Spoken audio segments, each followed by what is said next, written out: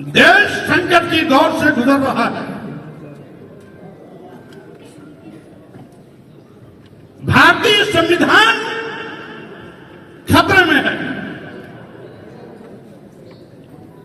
लोकतंत्र की हत्या की जा रही है।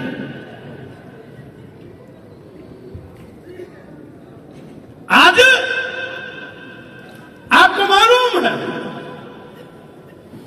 कि भारतीय संविधान की व्यवस्था के साथ खिलवाड़ किया जा रहा है। अनुसूचित जात, अनुसूचित जनजात और पिछड़ों को भारतीय संविधान द्वारा दिया गया आरक्षण का गला घोटा जा रहा है। यही नहीं, आरक्षित वर्ग के अभ्यर्थियों के, चयनित अभ्यर्थियों के नाम पर एक वर्ग विशेष के लोगों को नियुक्ति पत्र दिया जा रहा है। बिना विज्ञापन निकाले अनुसूचित जात, अनुसूचित जनजात और पिछड़े वर्ग के अभ्यर्थी उपलब्ध नहीं है, यह कहकर के सभी विभागों में, मेडिकल विश्वविद्यालयों में, मेडिकल कॉलेजों में और विश्वविद्यालयों में, महाविद्यालयों में एक वर्ग विशेष के लोगों की तैनाती की जा रही है।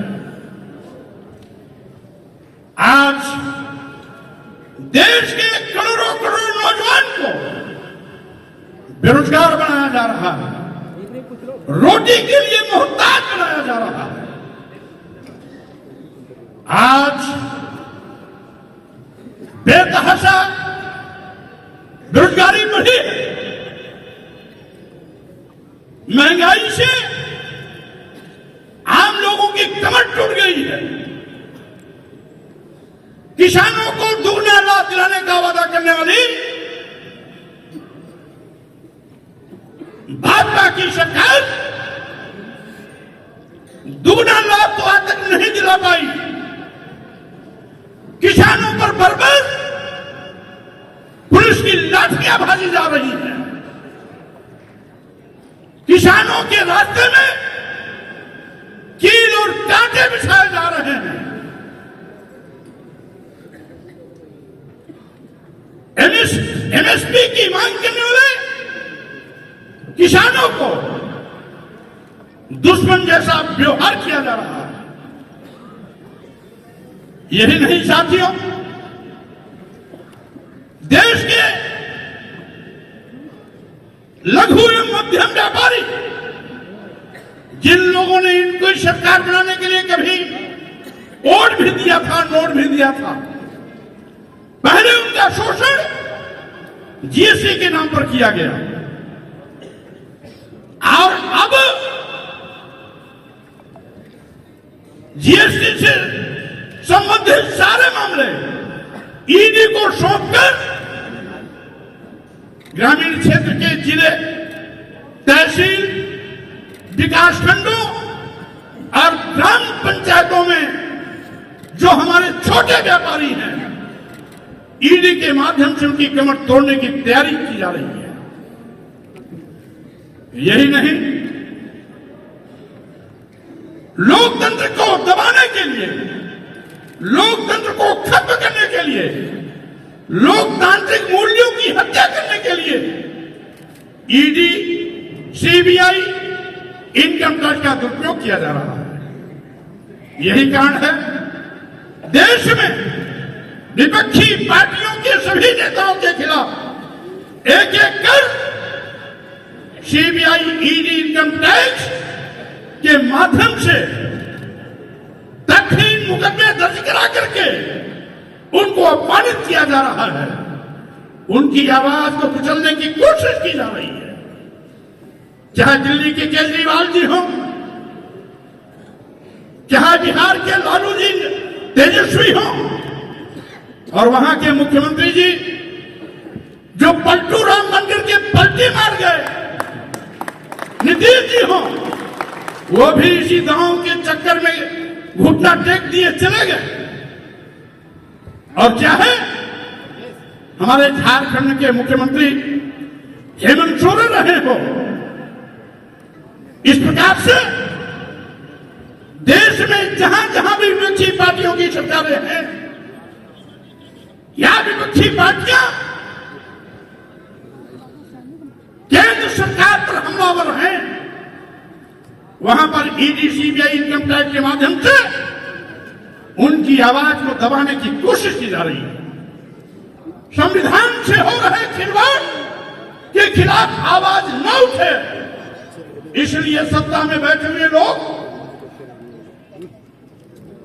आज भगवान का सहारा लेकर, धर्म की दुहाई देकर इस देश में नफरत का बीज बोकर समाज को बांटने की कोशिश कर रहे हैं। हमारी इसी भारत भूमि से गया था, आज उसको तोड़ा जा रहा है। धर्म की दुहाई देकर सत्ता में बैठे हुए भूखे भेड़िए आज इंसानियत का कत्लेआम कर रहे हैं। फिर का प्रति पैदा कर हिंदू मुसलमानों को दो पार्ट में बांटने का नापाक इरादा और कोशिश कर रहे हैं। मैं कहना चाहता हूं, भारतीय जनता पार्टी और आरएसएस का जो इतिहास है इस बात का गवाह है कि इस देश की आजादी में स्वतंत्रता संग्राम सेनानियों में उनके परिवार और कुंबे का कोई व्यक्ति हिस्सेदार नहीं रहा, और इसीलिए इस देश से उनको कोई लगाव भी नहीं है। वो देश को लूट रहे हैं। ये पहली सरकार है केंद्र में बैठी हुई जो देश की राष्ट्रीय संपत्तियों को, राष्ट्रीय संपदा को बेचने का पाप कर रही है। एक कहावत है, गांव में लोग कहते थे, राम नाम जपना पराया माल अपना। ये भारतीय जनता पार्टी के लोग राम राम जप करके पूरे देश का माल खड़ा करने की कोशिश कर रहे हैं। सावधान हो जाना।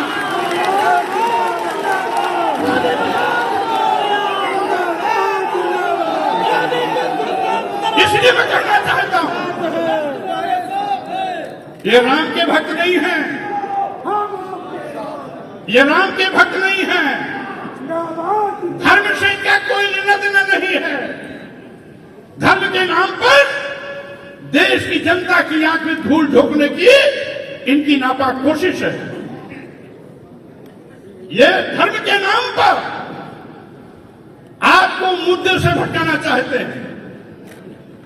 आज रोजगार नौजवानों के अंदर जो गुस्सा है वो गुस्सा सड़क पर ना है, इसलिए धर्म और राम की दुहाई देकर उन नौजवानों को गुमराह करना चाहते हैं। दुगनी लाभकारी मूल्य दिलाने का वादा करने वाली सरकार आज एमएसपी की मांग पर लाठियां बरसा रही है। किसान आंदोलन न करे, इसलिए धर्म के नाम पर धर्म की घुट्टी पिलाकर उसको चुप करना चाहते हैं। राम लला मंदिर अयोध्या में बन रहा है तो ये से माननीय सर्वोच्च न्यायालय को जाता है। माननीय सर्वोच्च न्यायालय के निर्णय का हम सभी लोगों ने स्वागत किया था, क्योंकि हम सबकी आस्था न्यायपालिका में।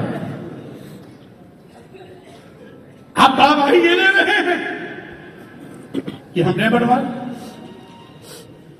प्राण प्रतिष्ठा कर ये साबित करना चाहते हैं राम को हमने पैदा किया, राम को हमने जीवन दान दिया। अरे माननीय मोदी जी, अयोध्या में जिस राम की हजारों साल से पूजा हो रही है, जिसे लोग भगवान मान करके मानते हैं कि ईश्वर सर्वत्र विद्यमान है, सर्वशक्तिमान है, सबको जीवन देता है, तो जो सबको जीवन देता है उसको प्राण प्रतिष्ठा करके आप क्या साबित करना चाहते हो? आप भगवान राम को जीवन दे रहे हो। ये धोखा नहीं तो क्या है? जो सबको जीवन देता है उसको जीवन देने वाले मोदी जी कैसे? इसका मतलब साबित करना चाहते हैं ये भगवान राम निष्प्राण थे, इनके अंदर जीव नहीं था, जीवन नहीं था, मृतप्राय हो चुके थे। हमने प्राण प्रतिष्ठा करके इनको जीवन दिया। इस देश के नौजवानों को नौकरी चाहिए, आउटसोर्सिंग वाली नहीं, सरकारी नौकरी चाहिए जिससे कि नौजवान अपने पैरों पर खड़ा हो सके।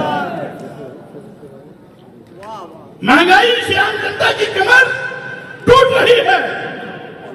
देश की करोड़ों करोड़ जनता को इस महंगाई से बचाना हम सबकी जिम्मेदारी है। किसानों पर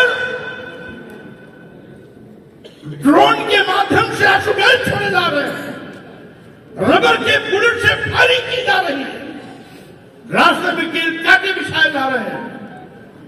किसानों को दुगना लाभ न देना पड़े, ये आवाज दबाई जा रही है।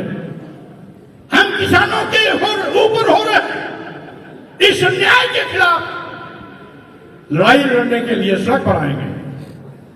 इसी के साथ ही साथ आज जो लोग मंसूबा पाले हैं, अभी पूर्व मंत्री श्री भगवती सागर जी एक अखबार की कटिंग दिखा रहे थे जिसमें आरएसएस ने अपना उस समय दिया था कि नए संविधान का प्रारूप क्या है, यानी संविधान बदलना चाहते हैं। संत रविदास जी ने लड़ी, संत कबीर जी ने लड़ी, गुरु नानक जी ने लड़ी, तो कभी हमारे सामाजिक क्रांति के अन्य महापुरुषों ने सामाजिक क्रांति के अग्रदूत ज्योतिबा फुले जी ने लड़ी।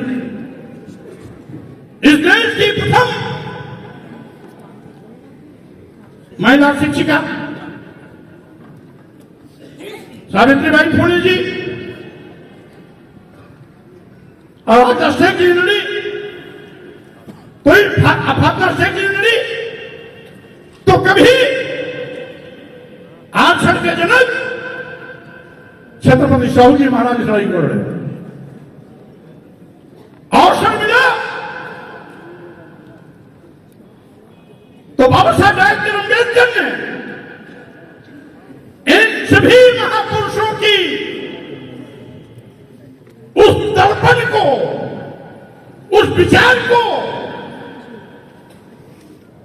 ध्यान में रखते हुए इस देश में एक ऐसा भारतीय संविधान दिया जिसके माध्यम से हम सभी लोग जो यहां पर बैठे हैं, भारतीय संविधान के पहले हम सभी लोगों को शूद्र कह करके जायका से मतलब जिंदगी जीने के लिए मजबूर किया जाता रहा।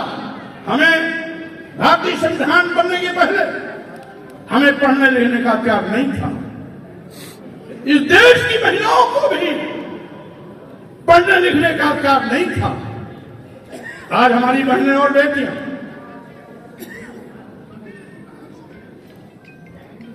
ऊंचाइयों के शिखर पर है, आईएएस के रूप में, आईपीएस के रूप में, डॉक्टर, इंजीनियर, प्रोफेसर के रूप में।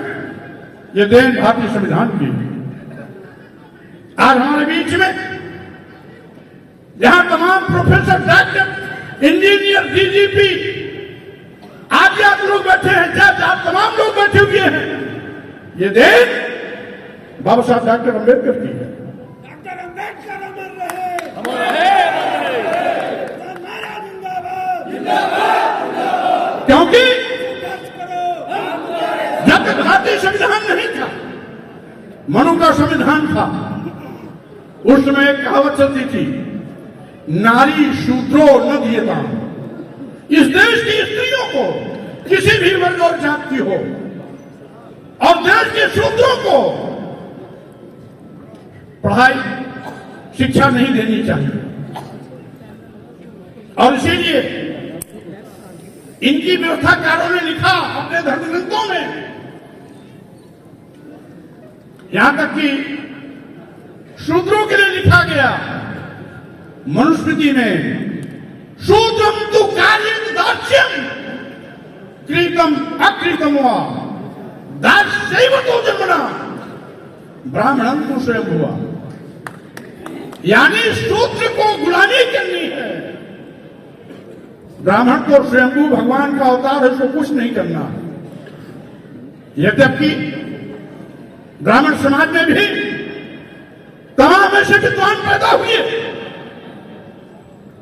जो इस सड़कली व्यवस्था के खिलाफ आवाज बुलंद किया। पंडित राहुल संजय, जिसका नाम था केदारनाथ पांडे, उन्होंने इस व्यवस्था को खुल करके विरोध किया। और साथियों, प्रोफेसर पंडित जगन्नाथ उपाध्याय जी, जो बीचू के पाली भाषा के हेड ऑफ डिपार्टमेंट हुआ करते थे, इस जात-पात, छुआछूत, ऊंच-नीच, भेदभाव मूलक व्यवस्था पर कड़ा प्रहार किया। आज भी ब्राह्मण समाज के तमाम ऐसे विद्वान हैं जो दलितों, आदिवासियों, पिछड़ों, अल्पसंख्यक समाज के साथ हो रहे अन्याय के खिलाफ मुखर होकर आवाज उठाते हैं। लेकिन कुछ ऐसे भी लोग हैं, वो अपना सम्मान तो चाहते हैं, लेकिन और किसी को सम्मान नहीं देना चाहते। बाबा साहब डॉक्टर अम्बेडकर इसके जीवन की मिसाल थे। दुनिया के सबसे बड़े विद्वान थे अपने जमाने में, लेकिन जब भारत में आते हैं बड़ी विद्वता की डिग्रियां बड़ी बड़ी लेकर के, तो जात पात, छुआछूत, ऊंच नीच का दंश हर कदम पर उनको झेलना पड़ा। लेकिन भारतीय संविधान बनाते वक्त बाबा साहब डॉक्टर अम्बेडकर ने, उनकी ये महानता थी, चाहते तो बदलने की भावना से जिन लोगों ने इस देश के दलितों, आदिवासियों, पिछड़ों के साथ जिन जाति अत्याचार अन्याय किया था, उनके खिलाफ बदलने की भावना से कुछ अन्यथा लिख सकते थे। धन्य है बाबा साहब डॉक्टर अम्बेडकर। मैं अपेक्षा करता हूं कि आपने जो मुझसे उम्मीदें रखी हैं, आपकी उन उम्मीदों की कसौटी पर मैं खरा उतरूं, इसके लिए जितने भी संघर्ष की आवश्यकता होगी उतने संघर्ष किए जाएंगे, उतनी मेहनत की जाएगी। लेकिन हमारी कोशिश होगी कि कभी भी आपका सिर झुकने नहीं दूंगा, आपका सिर हमेशा ऊंचा उठाऊंगा।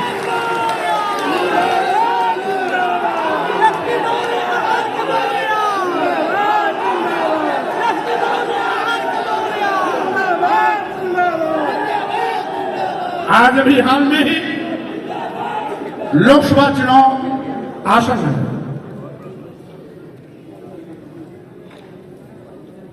आप सभी लोगों ने आज एक नई जिम्मेदारी दी, चुनाव क्षेत्र है, इससे जिम्मेदारी भी बड़ी है। साथियों, हमारी कोशिश होगी इस देश को लुटेरों से बचाया जाए।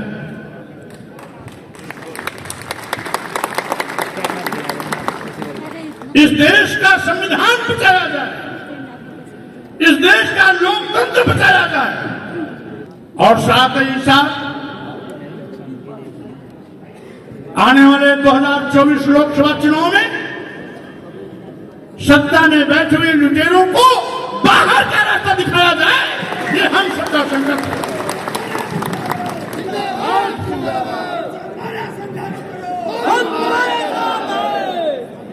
विपक्षी पार्टियों का गठबंधन लगभग बन चुका है।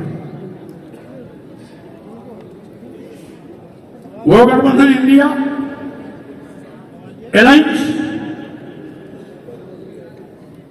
जिसको हम सब ताकत देकर के और भी सशक्त बनाएंगे। आज हमें खुशी है, लगभग 40 पार्टियों ने 40 पार्टियों के राष्ट्रीय अध्यक्ष और राष्ट्रीय अध्यक्ष अथवा उसके प्रमुख महासचिव यहां पर उपस्थित होकर अपना सहयोग दिए हैं, हमारा हौसला अफजाई किए हैं, उन सबको भी बहुत बधाई, शुभकामनाएं।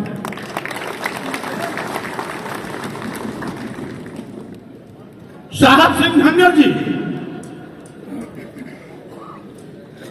1 साल से मेरे पीछे लगे हुए थे।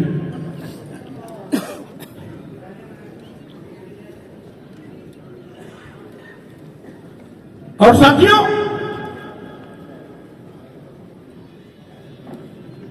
उसके पूर्व की सारी कहानी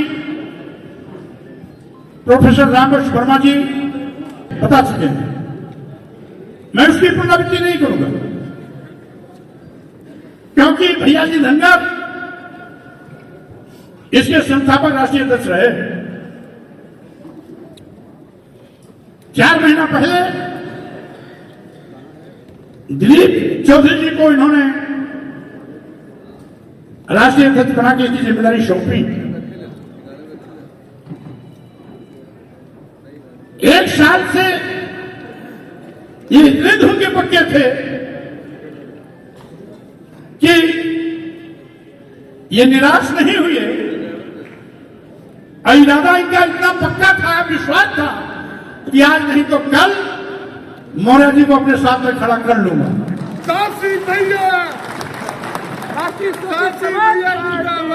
इसलिए भाई साहब सिंह धनगर जी, निवर्तमानंद दिलीप चौधरी जी, प्रोफेसर रामकृष्ण वर्मा जी अपनी पूरी टीम के साथ जो मुझ पर विश्वास जताया है, इसके लिए मैं इनको बहुत बहुत धन्यवाद, बधाई, शुभकामना देता हूं। अपने बहुजन समाज के साथियों से बात की अपील करता हूं कि साथियों, बाबा साहब का मिशन, मानव कांसी राम का मिशन, लोग कितना भी रोकना चाहें, लेकिन हम सब मिलकर के अपने महापुरुषों की विचारधारा जो हमारी थाती है, जिसे हम मिशन कहते हैं, उस मिशन को रुकने नहीं देंगे, आगे लेके चलते रहेंगे, आगे लेके चलते रहेंगे। इन्हीं शब्दों के साथ में,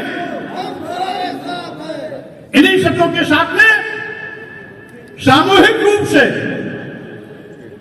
इसमें अनेकों प्रदेश के लोग आए हैं। महाराष्ट्र के भी हैं, गुजरात के भी हैं, पंजाब के भी हैं, हरियाणा के भी हैं, दिल्ली के भी हैं, उत्तराखंड के भी हैं, बिहार और झारखंड के भी हैं। इन सभी साथियों को भी मैं बहुत बहुत धन्यवाद देना चाहता हूं। हमारी आपकी कोई आमने सामने वार्ता नहीं हुई, केवल मीडिया के माध्यम से आपको सूचना मिलती रही और आप टेलीफोन करके हमारी टीम को उतराते रहे कि मौर्य जी की साहसिक कदम के साथ हम भी आज यहां तमाम प्रदेशों के लोग आए, तमाम पार्टियों के राष्ट्रीय अध्यक्ष हैं, तमाम पार्टियों के प्रमुख हैं। इन सबको ही बहुत बधाई, शुभकामना के साथ मैं आप सबको साक्षी मान करके अपनी नई पारी की शुरुआत करने चल रहा हूं। हमें पूरा भरोसा है कि आपका सहयोग, आपका सानिध्य, आपकी ताकत सदैव मुझे शक्ति प्रदान करती रहेगी। इन शब्दों के साथ आप सभी को बहुत बहुत धन्यवाद देते हुए अपनी बात पर विराम देता हूं।